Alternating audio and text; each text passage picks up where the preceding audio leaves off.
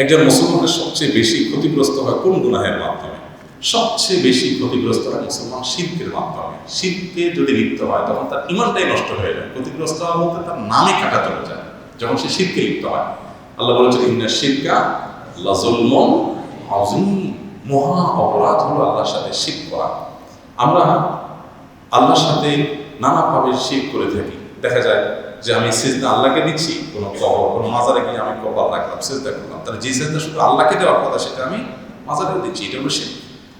আমি আমার সন্তানের জন্য, আমার নিজের জন্য, আমার ব্যবসার জন্য আল্লাহর কাছে দোয়া করছি, এই দোয়াটা আমি কোনো মাজারে গিয়ে মাজারও আল্লাহর কাছে বললাম যে খাজা বাবা আপনি দেন, তখন তাকে আমি আল্লাহর স্থানে বসাইলাম, এটা হলো শিরক, আল্লাহ পার্টনার সাব্যস্ত করা। এভাবে নানাভাবে আমরা শিরকে লিপ্ত হয়ে থাকি। এই শিরকে লিপ্ত হলো আল্লাহর কাছে সবচেয়ে বড় অপরাধ। আল্লাহ বলছেন ইন্নাল্লাহা লা ইয়াগফিরু আন ইউশরাকা বিহি, আল্লাহর সাথে শিরক করা হলে এটা আল্লাহ মাফ করবেন না। অন্য গুনাহ আল্লাহ তাআলা যাকে ইচ্ছা তাকে মাফ করবেন। হ্যাঁ, শিরক করার পর যদি তওবা করে ফিরে আসে লজ্জিত অনুতপ্ত, তাকে আল্লাহ তাআলা মাফ করে দিবেন। কেন শিরক সবচেয়ে বড় অপরাধ? দেখুন, আমি প্রায় সময় একটা এক্সাম্পল দিই।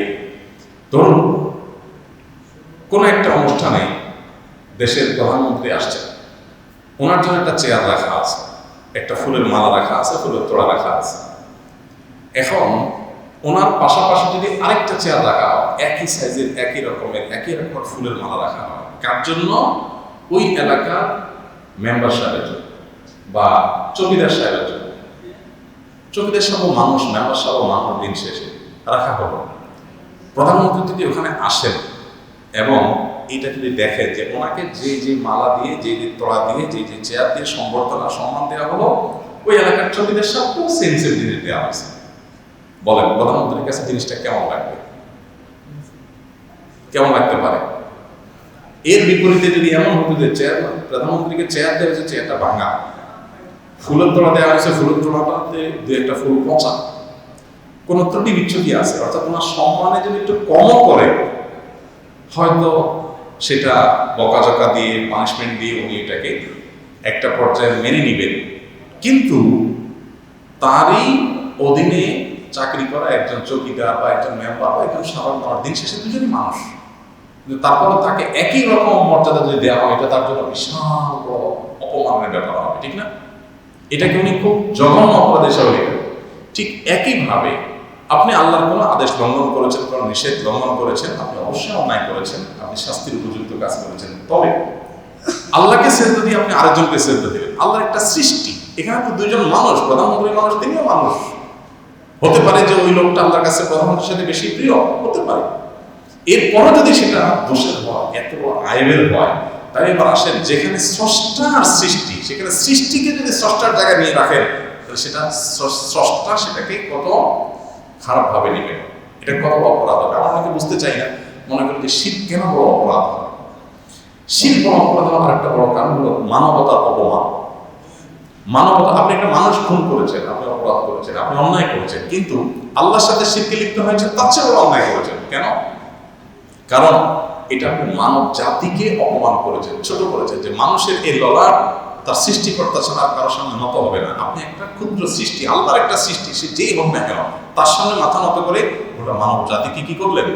অপমান করলেন। আরো বহুবিধ কারণ আছে। এই জন্য শিরক হলো এমন অপরাধ যেটার দ্বারা মানুষ সবচেয়ে বেশি ক্ষতিগ্রস্ত হয়। শিরকের পর সবচেয়ে বেশি ক্ষতিগ্রস্ত হয় যে অপরাধের দ্বারা, সেটা হলো বান্দার হক নষ্ট করলে। এটা রিকভার করার সুযোগ খুব কম থাকে দুনিয়াতে। যদি নগদে করতে পারে ভালো, মৃত্যুর পর এটা রিকভারের সম্ভাবনা খুবই কম। মানুষের হকের ব্যাপারে মানুষের খুব বেশি সাবধান থাকতে হয়। অবশ্য এরপরে ইমানের পর নামাজের গুরুত্ব আসে, ওজন্য অতএব নামাজ নষ্ট করলে এরকম অপরাধী হয়, কিন্তু নামাজ নষ্ট করলে আল্লাহর কাছে মাফ পাওয়ার সুযোগ আছে। বান্দার হকেরটা সুযোগ একেবারে ক্ষীণ। আমার মনে বিভিন্ন সময় আল্লাহ ও নবীকে নিয়ে উল্টাপাল্টা চিন্তা আসে। প্রশ্ন হলো, এই ধরনের চিন্তা ভাবনা আসা কিসের লক্ষণ? আমার করণীয় কি? এটা লক্ষণ ভালো, কারণ মনের ভিতরে আল্লাহ বা তার রাসূলকে নিয়ে বাজে চিন্তা আসলে এটার লক্ষণ হলো আপনার মধ্যে ঈমান আছে। লক্ষণ হলো আপনার ভিতরে কি আছে? ঈমান আছে। একটু বেখাপা লাগতেছে না? নবী করিম সাল্লাল্লাহু আলাইহি ওয়াসাল্লামের কাছে এই একই প্রশ্ন করা হয়েছিল। তিনি উত্তরে সাহাবীকে বলেছেন, যাকা নফসুল ঈমান আও কামা ক্বালা নবী সাল্লাল্লাহু আলাইহি ওয়াসাল্লাম। তিনি বলেছেন এটাই তো ঈমান, যে তোমার ভিতরে বাজে চিন্তা আসছে, এটা নিয়ে তুমি পেরেশান হয়ে গেছো, যে এটা প্রমাণ করতেছে তোমার ভিতরে আল্লাহর প্রতি ঈমান আছে। শয়তান তোমাকে পুশ করাতে চাচ্ছে, তুমি সেটাকে নিতে চাচ্ছ না, এটা তোমার ঈমানের একটা প্রমাণ। যে ঘরে টাকা থাকে সে ঘরেই চোর যায়। কোন অমুসলমান কোনোদিন বলবে না, কোন কাফির কখনো বলবে না যে আমার মনের মধ্যে আল্লাহকে নিয়ে বাজে চিন্তা আসে, কারণ তার ভিতরে ঈমানই নেই। যার ভিতরে ঈমান আছে, শয়তান তার মনের ভিতরে বাজে চিন্তা পুশ করতে চায়, এটা মনে হয় তার খারাপ লাগে, কষ্ট লাগে, তখন সে আল্লাহর কাছে পানা চাইবে, আউযু বিল্লাহি মিনাশ শাইতানির রাজীম, বাম দিকে প্রতীকী থুতু ফেলবে, আমানতু বিল্লাহি ওয়া রাসূলিহি পড়বে। ইনশাআল্লাহ এই তিনটা আমল করলে তার ওই ওয়াসওয়াসা দূর হয়ে যাবে। আউযু বিল্লাহি মিনাশ শাইতানির রাজীম, শয়তান যদি ক্ষমতা না বলা হয় যেন আল্লাহর কাছে পানা চাইতে হবে। আর বাম দিকে প্রতীকী থুতু, বাম দিক থেকে সাধারণত এই জাতীয় অ্যাটাকগুলো শয়তান করে, প্রতীকী থুতু। এবং আমানতু বিল্লাহি ওয়া রাসূলিহি, আমি আল্লাহর প্রতি এবং রাসূলের প্রতি ঈমান এনেছি। ইনশাআল্লাহ বিদিল্লাহ এই ফিতনা দূর হবে। এটা নিয়ে পেরেশান হওয়া যাবে না, বরং খুশি হতে হবে যে আলহামদুলিল্লাহ এই চিন্তা আসার সাথে সাথে আমার মনের ভিতরে যে টেনশন কাজ করছে, এটাই প্রমাণ করছে যে আমার ঈমানের মায়া আছে, আমি বেঈমান না। আলহামদুলিল্লাহ, এটা আরো আল্লাহর কাছে শুকর আদায় করতে হবে, তাহলে শয়তান আর সুযোগ পাবে না। কতটুকু অন্যায় করলে একজন মুসলমান ব্যক্তি অন্য মুসলমান ব্যক্তিকে গালি দিতে পারে? কতটুকু অন্যায় করলে গালি দিতে পারে?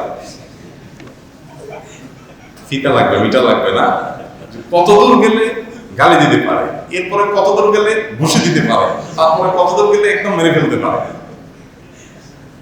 ভাইরা আমার, এ প্রশ্ন উত্তর হলো যে কোন মুসলমান কোন মুসলমানকে কোন অবস্থাতেই গালি দিতে পারে না, কোনো সুযোগ নেই। নবী করিম সাল্লাল্লাহু আলাইহি ওয়াসাল্লাম বলেছেন, সিবাবুল মুমিনি ফুসুক, সিবাবুল মুমিনি ফুসুক ওয়া কিতালুহু কুফর। কোন মুসলমানকে গালি দেওয়া এটা পাপ, এটা অপরাধ, এটা আল্লাহর অবাধ্যতা, এটা আল্লাহর নাফরমানি। আমরা অনেকে অবলীলায় গালি দিচ্ছি, বিশেষ করে সোশ্যাল মিডিয়াতে ঢুকলে সুবহানাল্লাহ, ইসলামিক গালি আছে, মানে ইসলামের স্বার্থে গালি আছে। আল্লাহ তাআলা আমাদেরকে হেফাজত করুন। ঈমানদার কখনো গালি দিতে পারে না, ঈমানদার কখনো গালিবাজ হতে পারে না। নবী করিম সাল্লাল্লাহু আলাইহি ওয়াসাল্লাম বলেছেন, লাইসাল মুমিনু বিত্তাআন ওয়াল লাআন ওয়াল ফাহিশ ওয়াল বাযী। ঈমানদার কখনো অভিসম্পাত করবে না, মানুষকে বদদুয়া দিবে না, তারপরে যে গালিগালাজ করবে না, হ্যাঁ, এবং অশ্লীল কিছু বলবে না, নিচু কথা বলবে না, এগুলো ঈমানদারের শান না। আপনি নবী করিম সাল্লাল্লাহু আলাইহি ওয়াসাল্লামের 23 বছরের পুরো জীবনের সমস্ত কোন দিন কি বলেছেন সব হাদিসে রেকর্ড আছে না? একটা হাদিস দেখাতে পারবেন আপনি যে আবু জাহাল, আবু লাহাব, ইসলামের দুশমন, কাফির, কাট্টা, খারাপ লোক, এদের কাউকে নবী সাল্লাল্লাহু আলাইহি ওয়াসাল্লাম গালি দিয়ে বলেছেন অমুকের বাচ্চা, বাত্তমুখ, এরকম কিছু বলেছেন দেখতে দেখাতে পারবে? কোনো দিন বলেন নাই নবী করিম সাল্লাল্লাহু আলাইহি ওয়াসাল্লাম জীবনে কোন সাহাবী। এবং নবী সাল্লাল্লাহু আলাইহি ওয়াসাল্লাম বলেছেন এটা শুধু তার সাথে শুধু তাই না, কোনো ঈমানদার এটা করতে পারে না। যদি কেউ করে তাহলে বুঝতে হবে তার ঈমানের মধ্যে কি আছে, ঝামেলা আছে। আমরা অনেকে ধরেন একজন নায়িকা, একজন গায়িকা যারা সমাজে অশ্লীলতা ছড়াচ্ছে, তাদের অনেক দোষ আছে। ধরলাম যে কোনো একটা বিশেষ কারণে সে অনেক বেশি অপরাধ তার প্রকাশ পেয়েছে, তার ফেসবুক পোস্টের নিচে যায় বিসমিল্লাহ বলে এটা গালি দিয়ে দিবেন। বিসমিল্লাহ বলে গালি দেওয়া বলতে মানে ইসলামের কাজ মনে করে এটা গালি দিয়ে দিলেন। কাজটা কি ভালো করলেন না খারাপ করলেন? দেখতে মনে হচ্ছে ভালো করলেন। হ্যাঁ, আপনার যদি মনে হয় যে তার একটা অন্যায় কাজের বিরুদ্ধে আপনি করবেন, খুব সুন্দরভাবে যুক্তি দিয়ে পারলে প্রতিবাদ করেন, আর না পারলে চুপ থাকেন। নবী করিম সাল্লাল্লাহু আলাইহি ওয়াসাল্লাম বলেছেন, তোমাদের কেউ যদি কিছু বলে ফালিয়াকুল খায়রা আও লিয়াসমুত, কেউ কিছু বলতে চাইলে সে হয় ভালো কিছু বলবে, আর চুপ থাকবে, তার মুখ দিয়ে খারাপ কিছু যেন না আসে। এত গালিগালাজ সোশ্যাল মিডিয়াতে। আমার জানা নাই যে আমাদের দেশের মানুষের মতো আমরা যত ফেসবুকে গালিগালাজ করি, রাজনৈতিক গালি আর ধর্মীয় গালি প্রতিপক্ষ পাইলেই হলো, এত গালিগালাজ পৃথিবীতে আর কোনো দেশে মানুষ করে কিনা আমার জানা নেই। এটাতে যদি কম্পিটিশন হয় আমার মনে হয় আমার দেশ 1 নম্বর হবে, মনে হয় আমরা 1 নম্বর স্থানে চলে যেতে পারবো। আল্লাহ তাআলা আমাদেরকে হেফাজত করুন। ভাইরা আমার, আল্লাহর ওয়াস্তে জীবনে কখনো কাউকে গালিগালাজ করবেন না, কটু কথা বলবেন না, কোনো দিন না ভাই, যত যাই হোক যুক্তি দিয়ে পারলে বলবেন, সুন্দর করে পারলে বুঝাবেন, আর না হলে চুপ থাকবেন। খবরদার নিজের জবান নষ্ট করবেন। আল্লাহ বলেছেন, মা ইয়ালফিজু মিন কওলিন ইল্লা লাদাইহি রাকীবুন কোনো মানুষ তার মুখ দিয়ে যাই বের হয় তার সব আল্লাহর কাছে ফেরেশতারা সংরক্ষণ করেন। অতএব কি বলছেন এর জন্য কিন্তু জবাবদিহি করতে হবে। নবী করিম সাল্লাল্লাহু আলাইহি ওয়াসাল্লাম বলেছেন কিয়ামতের ময়দানে অনেক আমল করে আসা মানুষ ভিখারি হবে কিভাবে? যখন সে কাউকে গালি দিয়েছে, খারাপ কথা বলেছে, আল্লাহর কাছে বিচার পাবে। দুনিয়াতে বিচার নাই, আল্লাহর কাছে বিচার হবে।